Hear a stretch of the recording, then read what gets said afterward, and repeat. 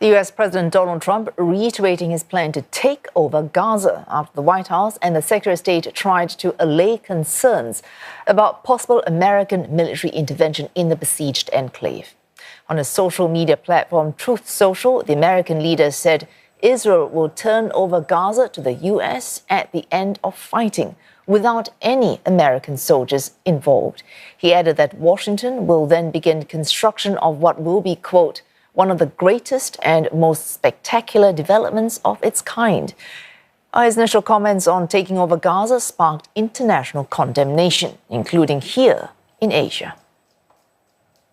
Kita menentang dan kita tidak bersetuju tentang cadangan untuk mengusir secara paksa rakyat Palestin. Apa yang disarankan, apa yang telah pun dicakapkan itu adalah merupakan sesuatu yang di luar fikiran yang waras. Dan ia bertentangan sama sekali dengan segala convention, segala piagam dan segala treaty antarabangsa. Indonesia dengan tegas menolak segala upaya untuk secara paksa merelokasi warga Palestina atau mengubah komposisi demografis wilayah pendudukan Palestina. Tindakan semacam itu akan menghambat terwujudnya negara Palestina yang merdeka dan berdaulat sebagaimana dicita-citakan oleh solusi dua negara, two-state solutions, berdasarkan perbatasan 1967 dengan Yerusalem Timur sebagai ibu kotanya. And for more, Giles Gibson joins us live from Tel Aviv. Giles, we're hearing the Malaysia and Indonesia giving their reaction to that plan from Mr. Trump.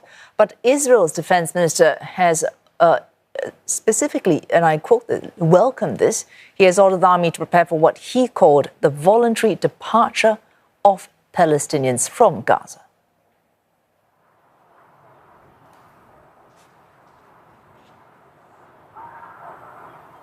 Yeah, Israel Katz, the Israeli defense minister, putting out some details about this plan that he says he's putting into motion in a post on X, saying that Palestinians who wanted to leave Gaza would be able to leave by land crossings. And he also talked about special arrangements for departure by land and sea.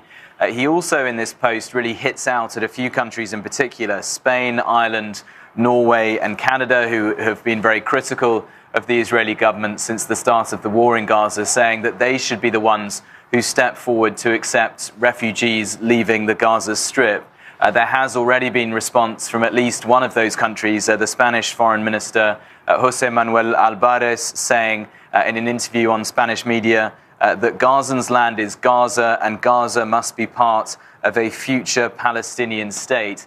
We should also mention that the political opposition here in Israel itself have also been accusing Israel Katz, the defense minister, really of playing politics here rather than having any actual sort of concrete plans in place to do what he says he's planning to do.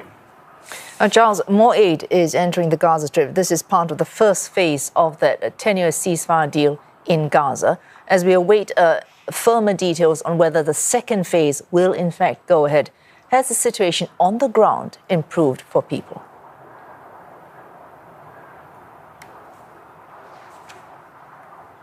Well, certainly more humanitarian aid is getting into the enclave every single day. We've had some fresh comments by Tom Fletcher, who's the UN Emergency Relief Coordinator, saying that 10,000 humanitarian aid trucks have gone into Gaza since the start of the ceasefire towards the end of January. So just over 2 weeks ago, Tom Fletcher describing this as a massive surge.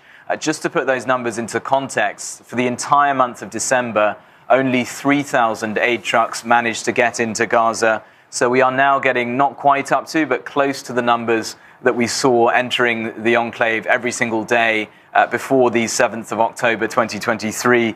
That was around about 600 trucks per day. As you mentioned, negotiations are ongoing about moving from phase 1 of the ceasefire into phase 2. And also we are expecting another round of hostages as well as Palestinian prisoners to be released on Saturday. Well, thanks. Giles Gibson there reporting live from Tel Aviv.